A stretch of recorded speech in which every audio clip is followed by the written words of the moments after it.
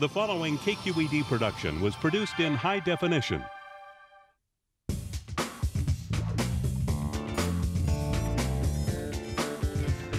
Must have soup. The pancake is to die for. It was a gut bomb, but I liked it. Good. I actually fantasize in private moments about the food I had. I didn't like it. You didn't like it? Oh, okay. Dining here makes me feel rich. And what about dessert? Pecan pie, sweet potato pie? Ooh. I do. Hi, I'm Leslie Sabraco. Welcome to Check Please Bay Area, the show where regular Bay Area residents review and talk about their favorite restaurants. We have 3 guests, and each one recommends one of their favorite spots, and the other 2 go check them out to see what they think. This week, retired art teacher Greg Marvin paints a pretty picture of his pastoral go-to spot. It's a laid-back place where he can people watch as well as enjoy the fresh, local flavors.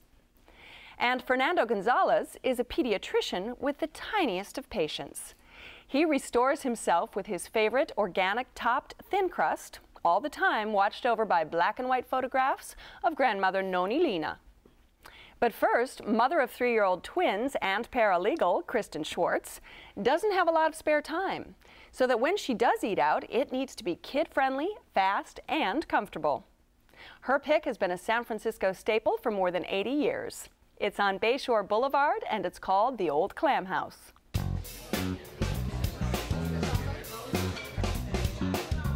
When you walk into the Old Clam House, you're walking into a place that's been around forever. We've been here since 1861. This used to be San Bruno Avenue. Now it's called Bayshore Boulevard. This was the main thoroughfare for people going south from San Francisco before the freeway was put in. Behind us used to be the water, and they filled that in later. The license plate started a long time ago. And one time, Herb King even wrote about it in his column. And it says, one way to become immortalized is to have your license plate on the Clam House wall. Our clientele here is very diverse, from the richest to the poorest, from the famous to the not so famous. And they all get along very well. They all sit at the bar, they all chat with each other. The food we have here, it's a unique old San Francisco style, more like comfort food, not your trendy restaurant. One of our signature dishes is the Lazy Man Chipino. A lot of people come in just for that. I think we have one of the best ones in the city. Now, Kristen, this is a historic restaurant. I mean, it's been around since 1861. It has. Why do you like it so much? I like it because I can eat in the bar. I can take my kids there. I like you already. Eat in the bar, take your kids there. I started going there when the twins were in my belly, and I had cravings for fried food and clam chowder. And once the kids were born, we went there with them in their car seats, and we'd plop them up on the table and have our dinner. And nobody cared. Nobody minded if they screamed or they yelled or they didn't or whatever. And then as we've continued to go back, the boys they'll race their cars up and down the aisles. We don't have to watch them. We just, we know they're in there. They have tons of stuff on the walls, license plates, and they have a cool Corvette above the bar. Kind of kitschy decor, right? Yeah, it's very kitschy, and it's very, and you got the tractor Gonzalez seats. is over here with, now you should be a kid-friendly place. As a pediatrician, you should be used to the cars racing up and down. Well, I suppose to some extent, but you deal with kids all day. I sort of don't want to deal with it. Were there a lot of kids there when you were there? No, actually, for my wife and I, it was a real adventure actually to be able to even eat there because, we didn't know when it was, what hours, or what days it was even open. So, and they don't have a website. So we Googled and we found the phone number and we called on a Monday and then on a Tuesday and there was no answer. So we thought, well, they're closed on Monday and then they're closed on Tuesday. But then we found somewhere that it listed that they were open until 9:30 on Thursday, Friday, and Saturday. So we went at 8:30 on a Thursday and we walk in and the bar is full, but there's nobody seated eating and the bartender says, the kitchen's closed. Same thing, right. Yeah, the bar is full. The dining room was very empty and we thought, what's going on here? And she was very nice, but she's like, the kitchen closes at 9:30. And I said, well, it's 8:30. Oh. And she looks at her, oh, you're right. So she goes back in the kitchen. She's like, everybody went home. I don't know what to tell you. Right. No. Definitely a friendly, rustic atmosphere. It was like stepping back into history. I had heard of this restaurant. Yeah. And to see the photos on the wall of what it looked like in 1860s was really interesting as someone who enjoys history. And the bar definitely was a warm, inviting place. Yes. When you go, what do you enjoy eating? Well, the cioppino is what I go for. It is so good. It's just warm, and I put a ton of Tabasco in it. That's the way I like to spice it up. I would say a guest that I took had the cioppino. I had their clam bake, which I thought was a signature dish. It was all right, but the cioppino I thought was a much better choice. With the corn cob in the bottom of your. The clam bake was. Yeah, that's the But I thought it was all right, and their broth is what selling points of a signature dish with this kind of savory clam. Lemon sort of infused broth, but I thought the cioppino, if I would go back again, that's what I would choose. So you ended up going back and finding we did go back, and I didn't have the cioppino, and it did look good, but I had an angel hair pasta with seafood and marinara sauce, which was actually very good. My wife had the fried seafood combo, which we didn't really like. It was actually on the soggy side. You know, we want a kind of nice crispy, so that was a little disappointing. I really liked my dish, but I did see some other people that did have the cioppino, which is even impressive in just in how it's Did you put your bib on? Yeah, lots of fish in it, Exactly. and it looked great. My daughter ordered the calamari. We love tasting calamari all over. Thought it was a little overdone, a little over deep fried, kind of. A little greasy. That and maybe just almost kind of burnt, like just a little too much time in the deep fryer. Yeah, it doesn't take for us. Did anyone have the any of the salads or the clam chowder? Yes, someone ordered the crab salad and lots of crab. Yeah. Very fresh lettuce. We thought this was definitely a bargain for what you were getting. So the portions are large. And Portions are large, right? Absolutely. Right. The atmosphere is very informal, I would say. Yes. Almost rustically informal. Yeah, we went there for snacks. Like we'll get a bucket of clams, you know, and they're just so good and juicy. That's the other thing that I if you want to just go in for a snack, get some oysters on the half shell or some just a bucket of clams. Right. I mean, it's so generous. And their prices are reasonable. When you went back, I mean, because you eventually went back Yes. and started eating, how did you find the service? The service was okay. I mean, like I said, it was informal. I mean, I wouldn't say, there were only 2 other tables that had people there when we ate there, and this was on a Monday at around 7 p.m. And but it was okay. But I would actually really recommend a reservation just so they know you're coming and they don't close up and leave. That's true, Fernando. That might be a good idea. One thing I wanted to know: what did you guys think about the warm clam? That was very interesting. I really liked that. Did you? Because it was freezing cold also when we went there, so it was nice to have that really warm broth. I don't particularly like it too much, but the boys will go straight for the bread and then they'll dip it, and it's just a really fun thing. I think for that was a clam shooter. Yeah, exactly. Clam shooter to kick off it's a tonight. clam broth shooter. Clam broth shooter. All right, Definitely. Kristen, this is your restaurant, so wrap it up for us. Comfort foods, relaxed atmosphere, family friendly. It's your place if that's what you're looking for. All right, and Fernando? I would call it an old-fashioned seafood joint that I would bring my father to if he were in town. And Greg? I think they have some signature dishes. I didn't think everything that we had, the group I was with, was wonderful. It was okay. There was plenty of it. I don't know if I would necessarily go back again, but I think it is a very interesting, quaint, in some ways, quaint restaurant. All right. If you would like to try the Old Clam House, it's on Bayshore Boulevard in San Francisco. The telephone number is 415-826-4880. It's open for lunch and dinner every day. Reservations are accepted, and the average tab per person without drinks is around $20.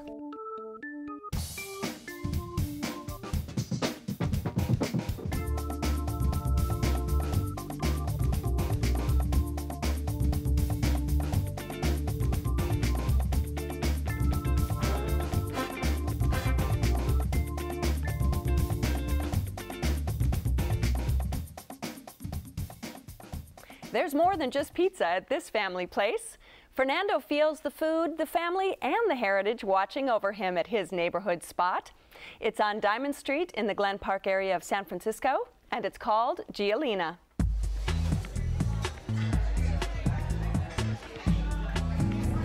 When I opened Gialina, I wanted it to be a nice, casual restaurant that people would just be able to focus on the food, that the food would really be the star. I chose Glen Park for Gialina because it's such a great neighborhood, great families. It has that small neighborhood essence to it. The ingredients that we use here at Gialina are really very high quality. The menu changes every day according to what I can get from the farms, both Mariquita Farms and Star Route Farms. And that's really what I base the menu upon because I feel that's really, really important to stay local and stay really seasonal. My mom is an excellent cook. My grandmothers were wonderful cooks, and I think they've really made me who I am today. And that was one of the reasons why I have their pictures up on the walls, because if it wasn't for them, I wouldn't be as good a cook as I am. Okay, now you say this is the best thin crust pizza in all of San Francisco. Is that true? Yes, absolutely. And let me start off by saying I love all pizza. I love all varieties, you know, thin crust, thick crust, deep dish. So I've tried most places in San Francisco, and unrelated to me living in Glen Park, about 2 minutes away from Gialina, I can say Gialina is the best. I mean, it's definitely what I would call gourmet thin crust. It's not kind of like just the corner greasy pizza spot. It's a little nicer than that. Right. The other thing is they really have a lot of variety in their menu. They have these great salads that they always start with, and it's seasonal. So the kinds of greens they have or the toppings they have are always in season. They're always really fresh and really well seasoned, which is important for salad. So I really enjoy that. And in addition to the pizza, they always have 1 or 2 roasts of the day, including my personal favorite, the pork belly. And they also sometimes they have a roast chicken or a pork shoulder or lamb, and those are always great options for people who don't like pizza. So we go all the time. I'd say in the year and a half that we lived in Glen Park, we've been there maybe 30 times. And great. I definitely say that's a neighborhood place. Yes. You had that feeling the minute you walked in that this is our pizza place and this is our neighborhood. Well, and they don't take reservations, And so they don't you take really, reservations, you're right. spilling out on the street, right? And I agree with the salad. I had one of the most interesting salads there, lentil beet and fresh greens, and it was really, really good. I thought I'd never seen lentils in a salad before. And organic, focused ingredients. You know, the vibe is also really comfortable. It's kind of, you know, it's a little bit loud because it's always crowded, but it's a good place to take family members. You know, they have bigger tables if you have kids. Right. I definitely think it's a family. When we were there, they were, in fact, maybe distracting a little bit to this old folk like me. There were some kids. My family? There were some there were some little kids sitting there crying and running around, and the parents were trying to deal with it. Right. And Kristen's listening. She's on. No, because when we went there, we went with our vegan friends, which I have to comment on because they were really accommodating for the vegans. My daughter-in-law is a vegan, and they produced something that she could eat. The puttanesca pizza without the cheese, and it was so delicious. And we all, the 4 adults and 2 3-year-old boys, we got a table right up by the register, and the staff was just on us. They were helping with the kids. They were so the same with us also. Young, fun very, people. very attentive staff. With your favorites, when you go in, do you have a favorite pizza? I do. So they have a few standards that they always have, which are the Atomica and the Margarita, and also a potato with bacon, which you can add an egg to. Right. Yes. I prefer the red pizzas as opposed to white pizzas, so I usually want something with some tomato sauce. So the Atomica is basically, you know, it's a basic sauce with mushrooms, and then it's kind of these spicy chilies, which they vary. And the menu, you know, there's a lot of kind of charcuterie and different chilies, but on the back, you know, and I don't, you know, they put the name there, and I don't know what it is, but on the back they'll define a lot of it. I love that. I love exactly. that because I was flipping back and forth. Yeah, they'll tell you what it is. Incredible different toppings. I've never, in fact, one of the pizzas ordered with the group I was acorn squash, sage, and ricotta cheese. Never had that before on a pizza. And I thought, oh, this is going to be different, but it was excellent. In fact, it was a favorite of mine of the 4 different pizzas we ordered. Right. Yeah, we had the potato, but we had it full force, and then we had it vegan, and it was delicious. I mean, because the vegans wanted to try both, and so they did such a good job. I mean, definitely they really did fresh do a good ingredients. job. Yes, exactly. Right. Thin crust, excellent thin crust. The one issue I've had is we've had it for takeout a couple times since we live so close, and it's not the same. And I think the problem is because it's thin crust and you put it in the box and it sits there and it kind of steams a little bit, that it gets soggy. But I just recently learned that they do have a half-baked pizza that they can make for you, and then you can bring it home and finish it. Great. So that might be an alternative. Yeah, it was almost like a cracker crust. It's so thin and crunchy. The one other thing I wanted to mention also is the dessert. You know, they have a few desserts. Dessert pizza. We ordered 2 different the dessert desserts. pizza was. Excellent, Well, no, actually, the cool thing about that was we ordered a chocolate The cake. hazelnut. Yes, the cake. yes. Okay. Oh, that my is God. incredible. And then we ordered Yeah. the grapefruit for the vegans, and then the shaved ice, because that was the only It's a thing we could house-made, have. Yeah. But Italian the ice. servers brought us the dessert pizza as like a gift to my children. Oh, wonderful. And oh my God, it was complimentary, and it was. You should. We have pictures of my kids. I mean, you know, just smeared faces. It was so much fun. That was such. I didn't think to order it, but the staff knew. All right, Fernando, this is your restaurant, so tell folks why they need to go visit Gialina. So it's a bustling neighborhood pizza place with great food and a really comfortable vibe, is how I would describe it. And Greg? Yeah, I think it is definitely a neighborhood restaurant, excellent food, and they're very creative in their menu. All right, and Kristen? Wonderful food. Wonderful food. Fun time. Take time to meander the neighborhood. I think that was part of our joy of the night. It was really fun. Good. All right. If you would like to try Gialina, it's on Diamond at Bosworth in San Francisco. The telephone number is 415-239-8500. It's open for dinner every day. Reservations are not accepted, and the average tab per person without drinks is around $20.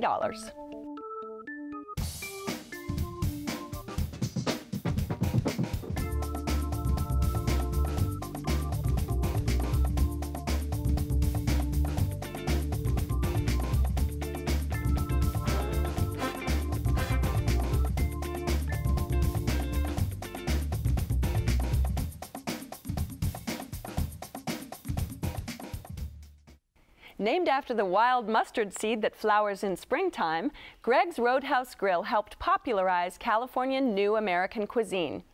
It's in Napa Valley, just north of Yountville on Highway 29, and it's called Mustard's Grill.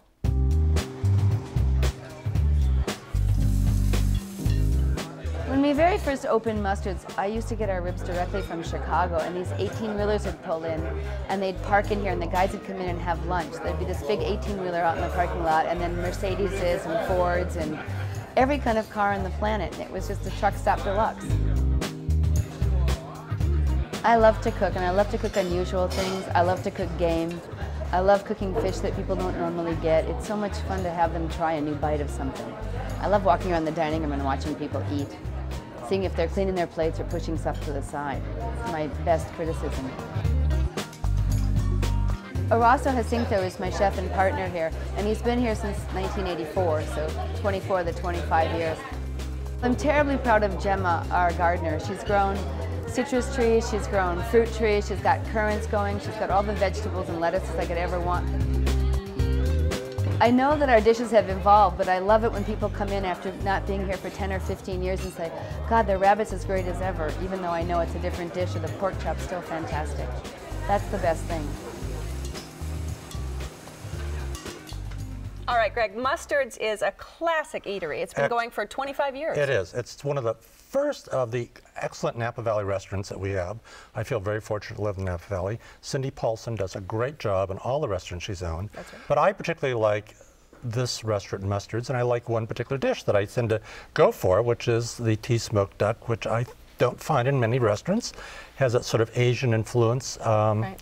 In fact, they even call it Peking duck, although I'm not sure if it's really Peking duck. Right. But love the crispy, smoky skin, very moist meat, a little slightly on the rare, which I like. Duck, Right. in fact, lots of duck dishes in other restaurants are served kind of on the rare side. Right.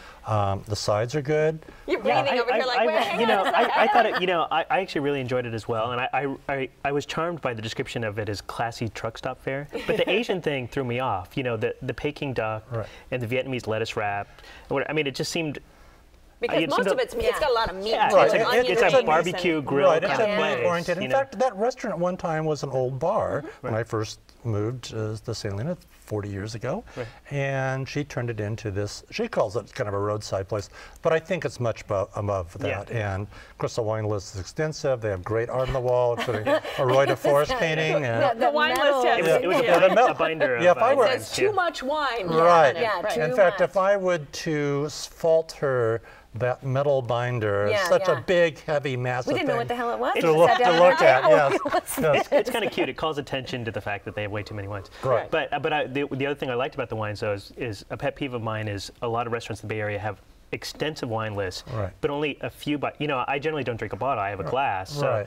only a few by the glass. And they had quite a few by the glass, which is nice, so we could try different things. So They'll even have half bottles, and they actually decant your half bottle for you into a little Nice. half bottle carafe. That's So nice, yeah. you can do that. Now, Kristen, what did you have when you went? Well, what I had was the tostada of the day, and it was a seafood tostada, and it was okay. I mean, it was Just okay. Huh? it was just okay. But my husband had the pork chop, and he enjoyed it. It was very comfort food. And once again, we took the vegans, which I thought would be hysterical to take vegans to The vegans. the Right. vegans, Yeah. Jill and Erica, to this restaurant because it is known for their meats. And so what we did was we called ahead of time and said, we have vegans coming, and they prepared the most fantastic pasta dish. They took the pasta of the evening, and it came out so good. I was kind of reaching over with my fork into their pasta, and because they won't eat my seafood tostada, but nor would they touch the pork chop, which was delicious.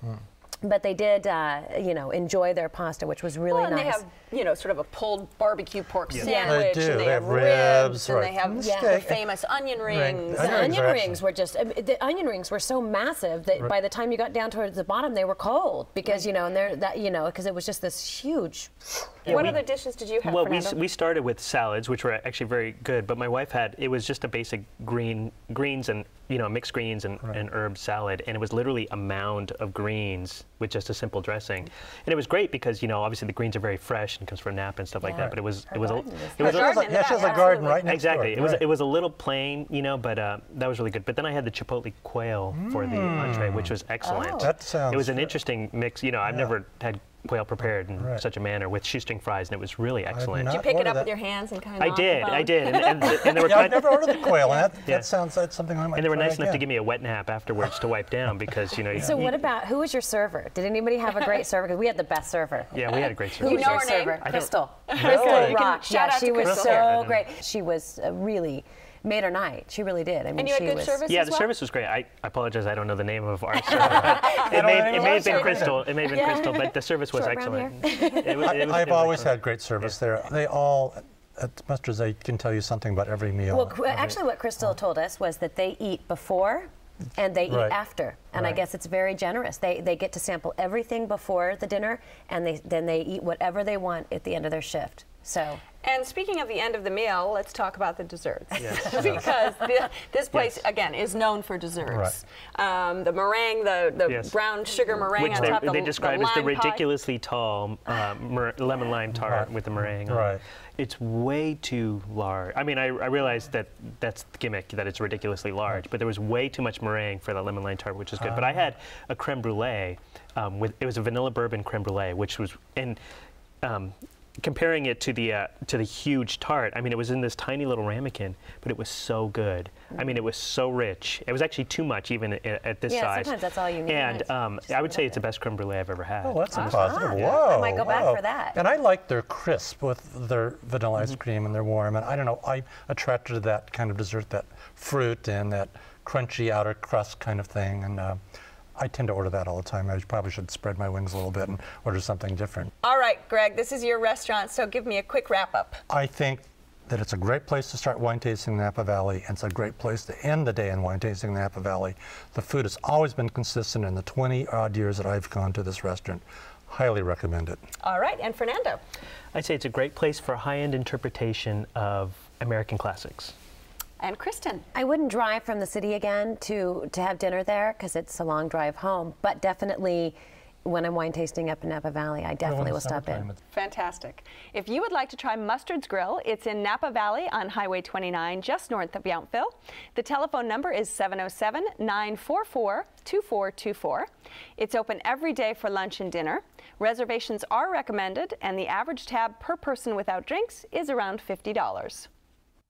I want to thank my guests on this week's show, Kristen Schwartz, Fernando Gonzalez, and Greg Marvin.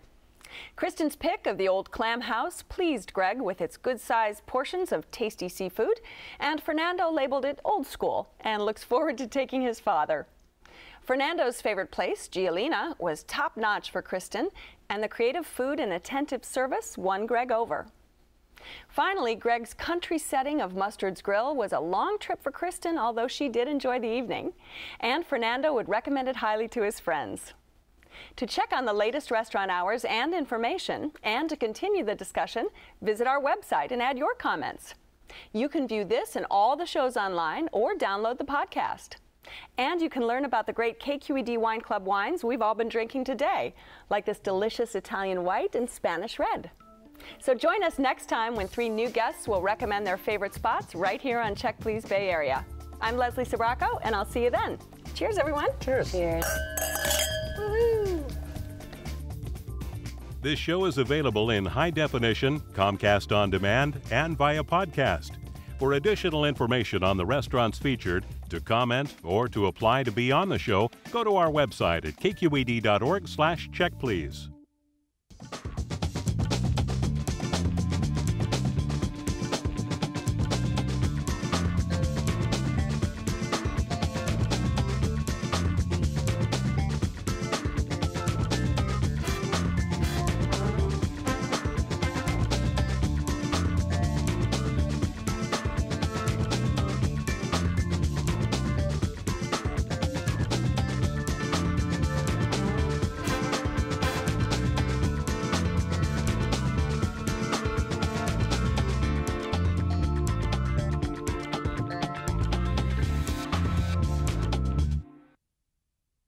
A KQED television production.